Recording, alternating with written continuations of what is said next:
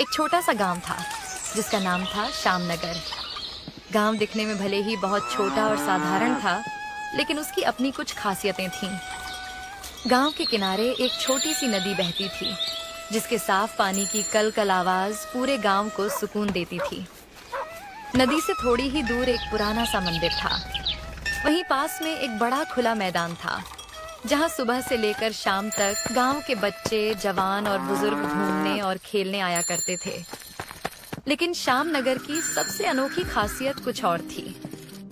इस गांव के लोगों को छोटी छोटी बातों पर पार्टी मांगने की ऐसी आदत थी कि कोई कुछ नया खरीद ले तो समझो पार्टी पक्की। एक दिन मनोहर बाजार से एक नई शर्ट खरीदकर गांव में आया। तभी उसका दोस्त रमेश उसे देखते ही बोला, अरे वाह मनोहर, आज तो बड़े हैंडसम लग रहे हो। क्या बात है, कोई शादी वादी है क्या? अरे नहीं भाई, आज ही बाजार से नई शर्ट लेकर आया हूँ। कैसी है? शर्ट तो एकदम जबरदस्त है, लेकिन अब नए शर्ट की पार्टी तो बनती है। अरे भाई, ये कैसी बात हुई? शर्ट की भी कोई पार्टी देता है क्या? अरे तुम श्यामनगर में रहते हो? यहाँ तो नई चप्पल खरीदने पर भी पार्टी मांगी जाती है। तुमने तो नई शर्ट ली है। ठीक है भाई, तुम्हें तो बस कोई बहाना चाहिए। बोलो, क्या खाना है? खाना है तो बस एक ही चीज, संपत राव के मशहूर आलू ब्रेड पकौड़े। अरे नहीं भाई, वो बहुत महंगे हैं। उनकी एक प्लेट की कीमत में मेरे 2 शर्ट आ जाएंगे। अरे भाई, पार्टी है तो अच्छी जगह की होनी चाहिए। चलो। श्यामनगर में संपत राव के आलू ब्रेड पकोड़े इतने मशहूर थे कि आसपास के गांवों से भी लोग उन्हें खाने आते थे। गर्मा गर्म कुरकुरे ब्रेड पकोड़े, ऊपर से हरी और लाल चटनी, जिसे खाते ही लोगों के मुंह में पानी आ जाए। लेकिन एक समस्या थी। संपत राव के पकोड़े आम आदमी की जेब के बस की बात नहीं थी। कुछ दिनों बाद श्यामनगर में एक गरीब पति पत्नी रहने के लिए आए। पति का नाम महेश और पत्नी का नाम पूजा था। दोनों के पास ज्यादा पैसे नहीं थे, लेकिन मेहनत करके नई जिंदगी शुरू करने की उम्मीद थी। एक सुबह महेश ने पूजा से कहा, पूजा, तुम कुछ खाने के लिए बना लो। मैं गांव में जाकर देखता हूँ कि कहीं कोई काम मिल जाए। ठीक है जी, लेकिन जल्दी आना। महेश काम की तलाश में गांव में घूम ही रहा था कि अचानक उसकी नजर एक ठेले पर पड़ी। वह संपत राव का मशहूर आलू ब्रेड पकौड़े वाला ठेला था। ठेले के चारों तरफ लोगों की भीड़ लगी थी। महेश ने पास जाकर कहा, सेठ जी, मैं इस गांव में नया आया हूँ। क्या आप मुझे कोई काम दे सकते हैं? काम करोगे? जी सेठ जी, जो काम देंगे करूँगा। आलू ब्रेड पकौड़े बना सकते हो? हाँ सेठ जी, बिल्कुल बना सकता हूँ। बस आप एक बार तरीका बता दीजिए। संपत राव ने उसे आलू का मसाला और ब्रेड दिया और जल्दी जल्दी पकोड़ा बनाकर दिखाया। समझ गया सेठ जी, अब मैं बना लूंगा। उस दिन से महेश उसी ठेले पर काम करने लगा। पूरे दिन मेहनत करने के बदले संपत राव उसे सिर्फ 100 रुपये देता था। एक दिन महेश ठेले पर पकोड़े बना रहा था। तभी वहाँ पूजा अपनी कुछ नई सहेलियों के साथ आ गई। अरे पूजा, तुम यहाँ कैसे? महेश जी, ये मेरी नई सहेलियां हैं। गांव में नई आई हूँ ना, इसलिए इन्होंने मुझसे पार्टी मांगी है। अरे, तुम्हारे पति तो यही काम करते हैं। फिर तो आज हमें 2-2 प्लेट पकौड़े खाने चाहिए। 2 क्या, 4 प्लेट खाओ। आज मेरी तरफ से पार्टी है। सारी महिलाएं बैठ गईं। महेश मन ही मन सोचने लगा, हे भगवान, ये क्या हो गया? एक दिन की पूरी मजदूरी तो एक प्लेट में चली जाएगी। बस सेठ जी आने से पहले इन्हें खिला पिलाकर यहाँ से भेज दूं। महेश ने सबको पकोड़े दिए। एक प्लेट खत्म हुई तो दूसरी प्लेट भी दे दी। तभी अचानक संपत राव ठेले पर आ गया। उसने सारी प्लेटें देखी और गिनते हुए बोला, आप सभी के कुल 800 रुपए हुए। महेश का दिल जोर जोर से धड़कने लगा। पूजा तुरंत बोली, सेठ जी, ये मेरे पति महेश हैं। ये पैसे दे देंगे। अच्छा, तो तुम महेश की बीवी हो? ठीक है, कोई बात नहीं। सारी महिलाएं वहां से चली गईं। शाम को ठेला बंद करने का समय हुआ तो संपत राव ने हाथ आगे बढ़ाकर कहा, चलो महेश, निकालो मेरे 800 रुपए। आज बहुत थक गया हूँ, घर जाना है। सेठ जी, अभी मेरे पास इतने पैसे नहीं हैं। आप मेरी तनख्वाह में से काट लेना। संपत राव गुस्से में चिल्लाया, पैसे नहीं थे तो अपनी बीवी को यहाँ क्यों लेकर आए थे? घर पर ही बिठाना था। सेठ जी, आपके पैसे मैं जरूर लौटा दूंगा, बस मेरी पत्नी को कुछ मत कहिए। तुम अपनी पत्नी को मेरे घर काम पर लगा दो, फिर सारे पैसे माफ कर दूं ना तुम्हारे। यह सुनकर महेश के अंदर का गुस्सा फूट पड़ा। बस सेठ जी, अब बहुत हो गया। कल आपके सारे पैसे लौटा दूंगा और आपका ये घमंड, इसे भी तोड़ दूंगा। इतना कहकर महेश गुस्से में वहां से चला गया। पीछे से संपत राव हंसते हुए बोला, जा जा, बड़ा आया मेरा घमंड तोड़ने। पूरे इलाके में सिर्फ मेरे आलू ब्रेड पकौड़ों का नाम चलता है। घर पहुंचते ही महेश गुस्से में चुपचाप एक कोने में जाकर बैठ गया। तभी उसके पास पूजा आ जाती है। अरे महेश जी, आज तो मेरी सारी सहेलियां बहुत खुश हो गईं। आपके बनाए गर्मा गर्म ब्रेड पकौड़े खाकर सब आपकी तारीफ कर रही थीं। लेकिन महेश ने कोई जवाब नहीं दिया।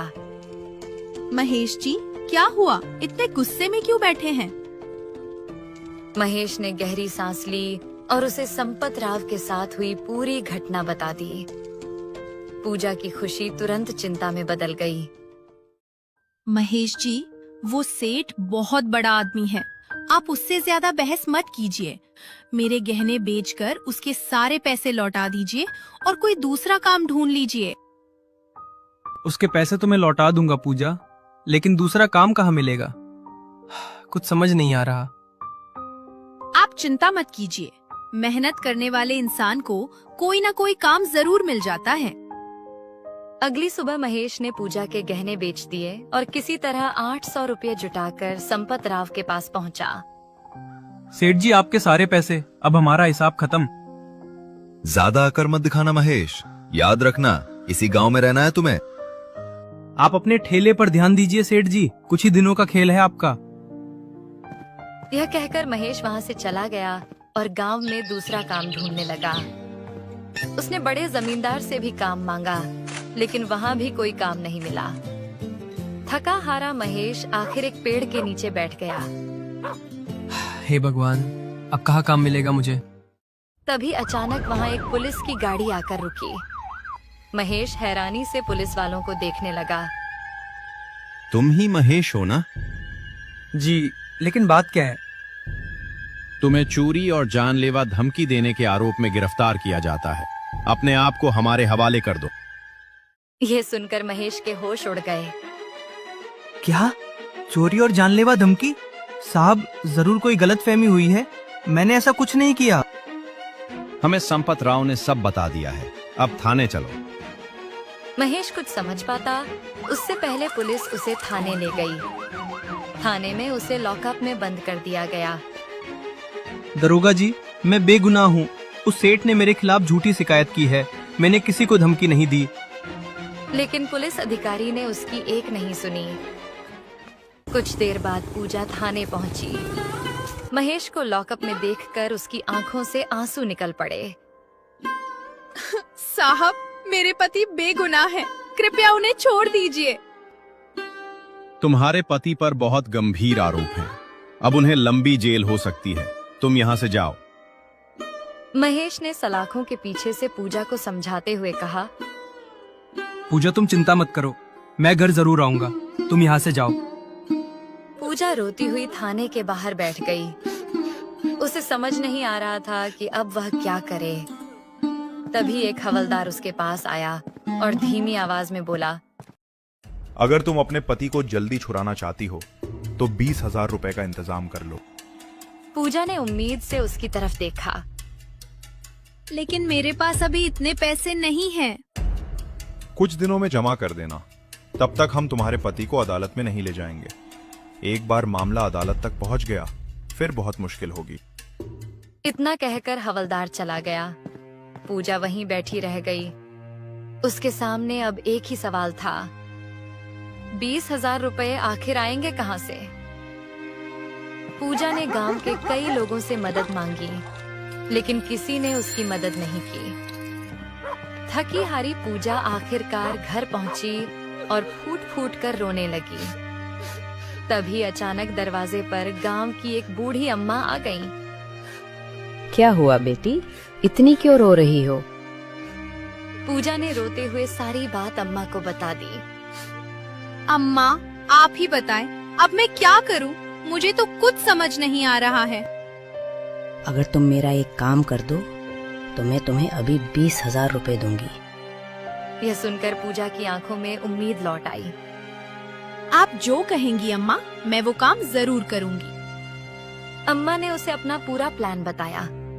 पूजा कुछ देर सोचती रही और फिर बोली, लेकिन अम्मा, आप ऐसा क्यों करना चाहती हैं?